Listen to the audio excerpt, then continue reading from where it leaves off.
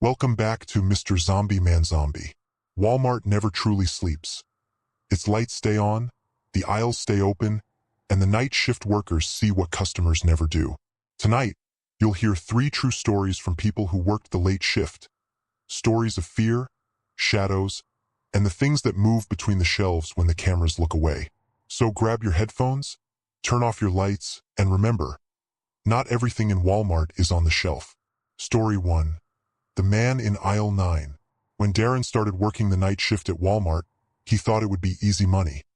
Stack shelves, scan inventory, maybe grab a snack when the supervisor wasn't looking. The aisles were empty after midnight, the hum of the lights almost comforting. Almost. It was around 2:14 a.m. when he first noticed the figure. A man, tall, wearing a gray hoodie, standing at the far end of aisle 9. The camera above flickered once, twice, then froze on a single frame. The man facing away, motionless. Darren sighed. Probably some late shopper who got lost or decided to hang around after closing. "Sir, we're closed for the night," he called out. His voice echoed through the empty store. No answer. He turned the corner. The aisle was empty. Only the faint squeak of his shoes on the polished floor. Then, from the intercom above, a voice whispered. Not the manager, not anyone he recognized. "Clean up in aisle 9. His stomach dropped. That system had been turned off hours ago. He glanced toward the front desk. No one there. And then he saw it again. Movement, just barely, behind a stack of cereal boxes. Something shifted, slow and deliberate. "Hey, I said we're closed," he shouted. No response. Only silence. He walked forward, shelf by shelf. His flashlight beam trembled in his hand. At the end of the aisle, something scraped the floor. A slow, dragging sound. He froze. A shadow stretched across the tiles, long and distorted, as if someone was standing just around the corner. He turned the corner, nothing. The scraping stopped. He took a step back, heart pounding, and that's when the overhead lights buzzed and flickered. The camera above his head clicked, rotating slightly, as if following him. Then the intercom crackled again, louder this time. "Clean up in aisle 9. He ran toward the break room, breath heavy, nearly tripping over a mop bucket. The lights flickered once more, and every single TV display in the electronics section turned on, all showing the same camera feed. Aisle 9, empty, except for a single shopping cart moving slowly on its own. Darren stared at the screens, his heart slamming against his ribs. Then the cart hit something, stopped. The camera zoomed in automatically. There was someone kneeling on the floor now, facing away from the camera. Gray hoodie, the same man, but this time the hood was down, and the back of his head was gone. Darren's breath hitched as every TV in the electronics section blinked to black, except one. The last screen stayed on, flickering with static, showing that same aisle. The man in the hoodie didn't move, didn't breathe, didn't make a sound.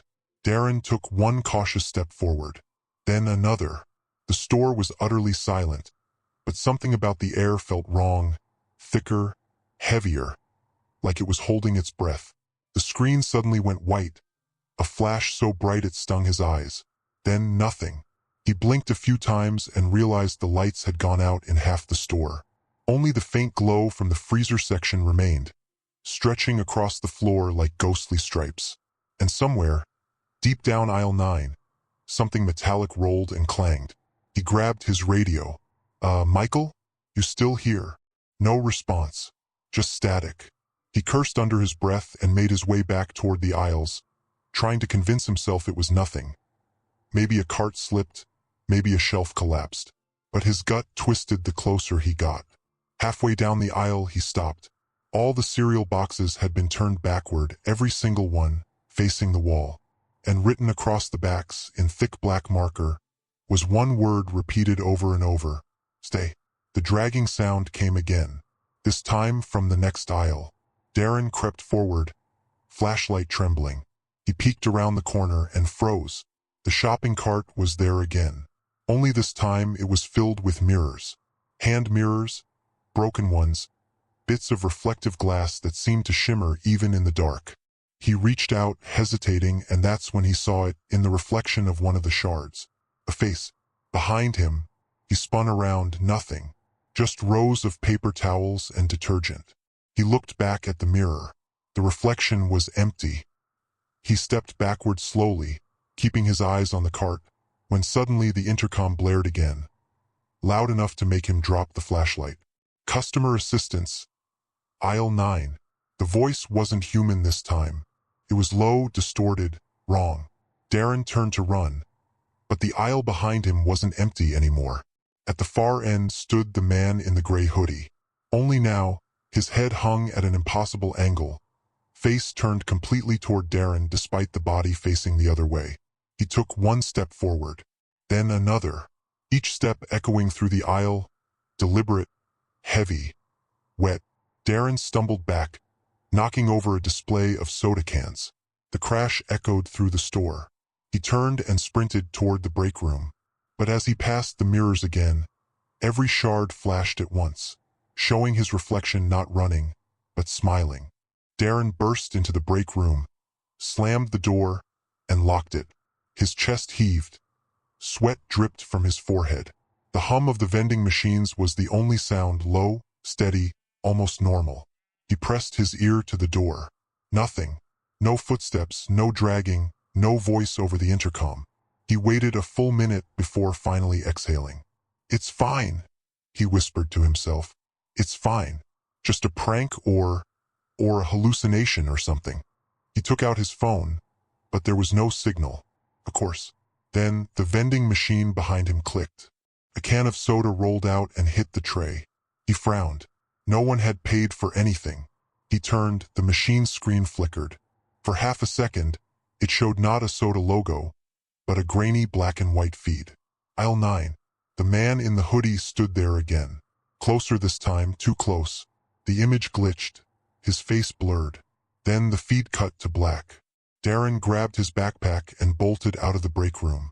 He sprinted toward the front doors, but the automatic glass panels didn't budge. Locked. He slammed them with his fists. Open! Open! Behind him, something scraped across the floor. He turned slowly. The shopping cart was there again, halfway down the main aisle. Empty this time. It began to move. Not rolling, being pushed. But there was no one behind it. The intercom crackled, louder than before, almost breaking with distortion. "Clean up!" In aisle 9. The lights above him flickered violently, popping one by one as the sound grew sharper, higher, until it became almost a scream. Then silence. Darren's eyes darted toward the cart. It had stopped just a few feet from him. Something lay inside now, a folded gray hoodie, and on top of it his Walmart name tag. He looked down at his vest. The tag was gone. Every TV in the electronics section flickered on at once, showing static. Then his own face, standing in aisle 9, smiling blankly, wearing the hoodie. He stumbled backward, heart pounding, but his reflection on the screens didn't move. It just stared, unblinking. The intercom whispered one last time, "Welcome to the night shift," and every light in the store went out. Story 2. The cart that came back. Mia had been working at Walmart's night shift for only 2 weeks when she realized how strange the store felt after midnight. During the day, it was chaos. Kids screaming, cashiers shouting, carts rolling. But at 2 a.m., it was like stepping into a museum that still breathed. The air was too still. The lights buzzed too quietly. And the shadows, they moved wrong. Her manager, Paul, always joked, "If a cart moves on its own, don't follow it. That's rule number 3. She laughed it off. Until one night, rule number 3 stopped being funny. It was a calm shift.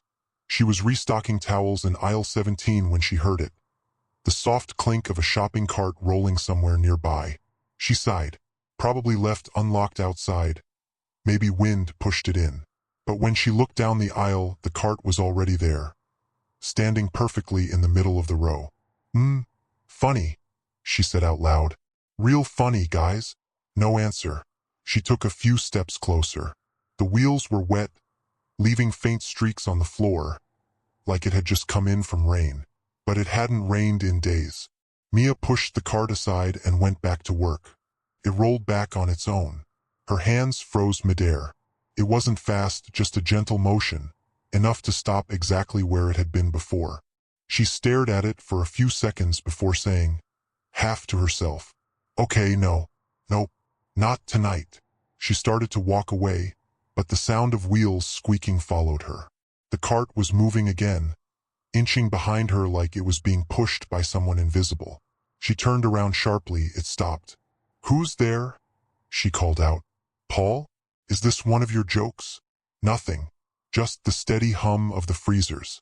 She shoved the cart aside and power-walked to the break room. Her heart was racing now, breath short. She reached the hallway that led past the cleaning supplies section and froze again. Another cart was there, identical, standing still, facing her. Then another rolled out slowly from the side aisle. And another. Within seconds, the entire hall filled with them. A silent army of shopping carts forming a perfect line. Their wheels all turned toward her at once. One rolled forward, bumping gently against her shoe. Mia dropped everything and ran. The overhead speakers crackled to life. "Customer service, aisle 17. It wasn't Paul's voice. It wasn't human at all. Mia didn't stop running until she reached the employee lockers. She slammed the door shut, twisted the lock, and pressed her back against the cold metal. The sound of wheels echoed faintly through the halls, not rolling randomly this time, but in rhythm. 1, 2, 3, like footsteps. She pressed her hand over her mouth and listened. The squeaking slowed, then stopped completely. Silence. Her radio crackled. "Mia? You good?" It was Paul, her manager. She almost cried from relief. "Paul, someone's in the store. The carts, they're moving by themselves." There was a pause on the other end. Then Paul chuckled softly. "Oh, that happens sometimes. You'll get used to it." "What do you mean used to it?" she snapped. "They were." "Mia," Paul interrupted, voice low now. "Just stay put. Don't go near the cleaning section." The line went dead. Her pulse quickened. Why the cleaning section? She peeked through the small window in the door. The lights in that direction were still flickering, just barely. Then she noticed it, a single shopping cart sitting at the end of the hall. It hadn't been there before. Its handle was wet again, dripping onto the floor. Her phone buzzed in her pocket. Unknown number. She answered, whispering, "Hello." A distorted voice, calm and slow. "You forgot one."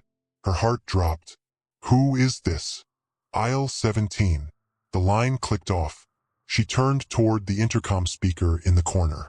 It was on, but no one had touched it. "Clean up, aisle 17. The same robotic voice. She swallowed hard. "No, no, no, no." Her flashlight trembled in her hand as she stepped into the hall. The air smelled of rust and detergent. Every cart was gone now except one. The one from aisle 17, sitting perfectly still under a flickering bulb. She approached slowly, holding her breath. A folded receipt fluttered from under the cart's wheel. She bent down to pick it up. It wasn't a receipt. It was a small strip of paper from one of the label printers, the kind used for shelf tags. Only one thing was printed on it: returned. Mia looked up, and every cart in the store rolled out from the aisles at once, forming a ring around her. The intercom clicked again. "All items have been returned." Mia stood frozen as the ring of carts tightened around her. The wheels squeaked in unison, slow, deliberate. Her breath came in sharp gasps as the fluorescent lights above flickered, washing the store in bursts of white and shadow. "Paul!" she screamed. "Paul, where are you?" No answer. She tried to push one of the carts aside. It didn't budge. It was like hitting a wall. Every handle vibrated slightly, the metal humming like something alive. Then one cart rolled forward, stopping right in front of her. Inside it lay a name tag. Her name tag. Mia touched her chest. The tag she'd clipped to her vest was gone. Her phone buzzed again. Unknown number. She didn't want to answer, but she did. A whisper. "All items returned." Then the line filled with faint sounds. Wheels squeaking, metal clanging, echoing through static. She dropped the phone and bolted toward the employee exit. The hallway seemed longer than before, stretching endlessly under the flickering lights. Every door she passed was locked. The wheels started again behind her. Fast this time. Chasing. She didn't look back. She reached the exit and slammed the push bar. But it didn't open. Felt welded shut. Something hit her shoulder. She turned. A cart had rammed into her, hard enough to bruise. Another followed, and another. The entire swarm of metal frames surged forward, crashing together, herding her like cattle toward the center of the hallway. She stumbled back until she hit the wall. The cart stopped, perfectly aligned in front of her.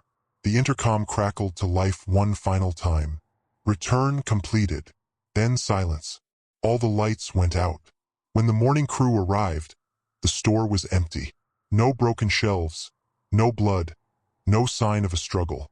Just a single shopping cart standing near aisle 17. Inside it was a folded Walmart vest with Mia's name tag still pinned to it. And under the vest, a receipt. The timestamp read 3:03 a.m. Under item, there was only one entry. Employee returned. Story 3. The employee who never clocked out. Tom had been the night supervisor at Walmart for almost a year, and he'd seen plenty of weird stuff. People trying to shoplift air fryers at 3 a.m., stray cats setting off motion sensors, even a raccoon once locked in the bakery.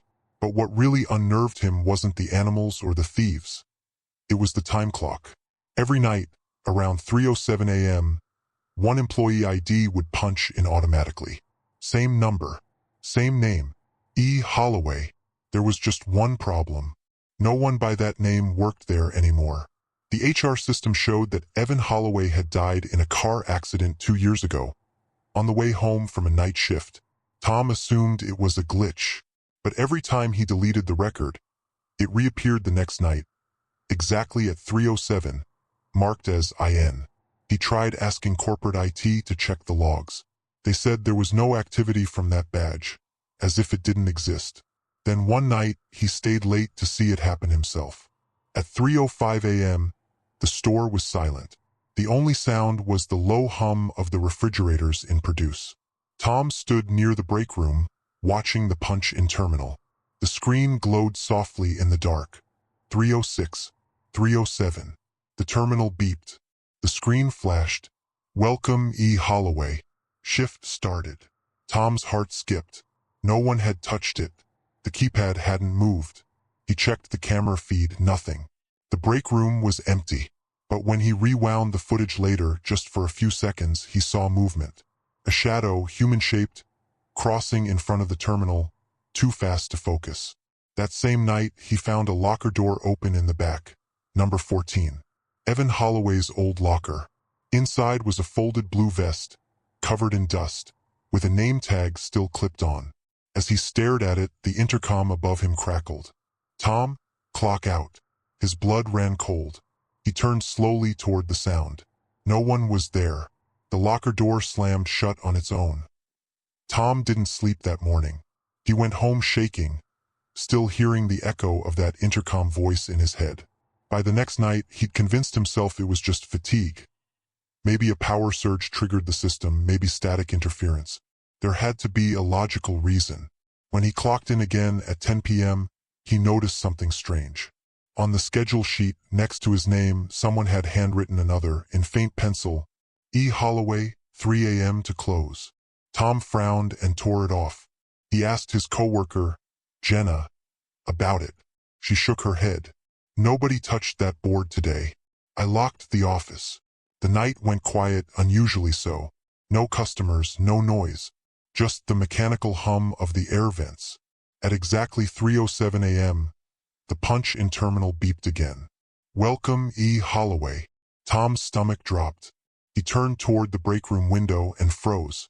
There was a reflection in the glass. A man in a Walmart vest, pale face, standing just behind him. He spun around, no one there. The room was empty. His phone buzzed on the counter. A new message from an unknown number. You didn't clock out. He felt his chest tighten. He checked the security feed. The cameras flickered one by one, and on the last one, near aisle 5, a figure appeared. A man pushing a pallet jack. wearing the same faded blue vest with Holloway stitched on the back. Tom whispered, "No way." He ran toward the aisle, flashlight trembling in his hand. The air grew heavy, thick with the scent of dust and something like burnt rubber. He turned the corner. The aisle was empty. The pallet jack sat still. But on the floor under it, someone had written in grease marker, "Shift never ends." The intercom buzzed again, louder this time. Screeching static, then a whisper, "Clock out." "Tom." He backed away, heart racing. The store lights flickered, the sound of the refrigerators cutting off, plunging everything into suffocating silence. Then he saw it at the end of the aisle near the loading dock.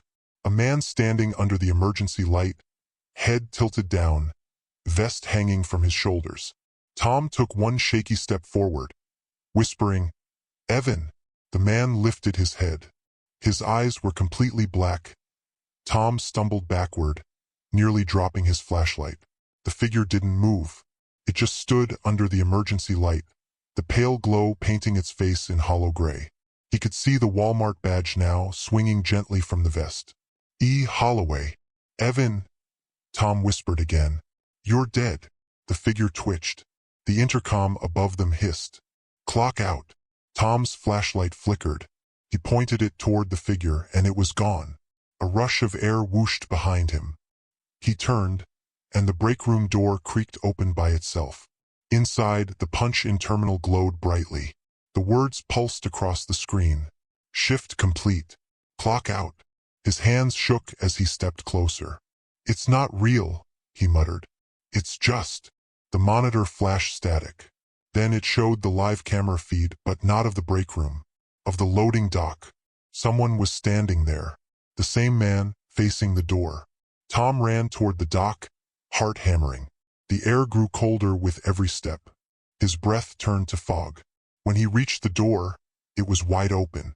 A faint light flickered outside near the dumpsters. He could barely see, but there, a figure hunched over the time clock by the emergency exit, pressing buttons with slow, deliberate motions. Tom shouted, "Stop! Who are you?" The figure turned its head slightly, enough for Tom to see half a burned face. The skin blackened around one eye. Then it smiled. The time clock beeped once. "Welcome, T. Miller." Shift started. Tom froze. "No!" He looked down at his chest. His badge light was blinking red. The system had logged him in automatically. The man vanished in the dark. The terminal beeped again. Employee E. Holloway clocked out. And just like that, the store lights snapped off. The next morning, the opening manager found the store empty. The cameras showed Tom standing in the loading dock at 3:08 a.m., staring into the dark. Then static. His vest was later found in locker 14, folded neatly beside Holloway's old one. 2 name tags, side by side. And when the new supervisor arrived that night, the punch-in terminal glowed softly. "Welcome, T. Miller." Shift started.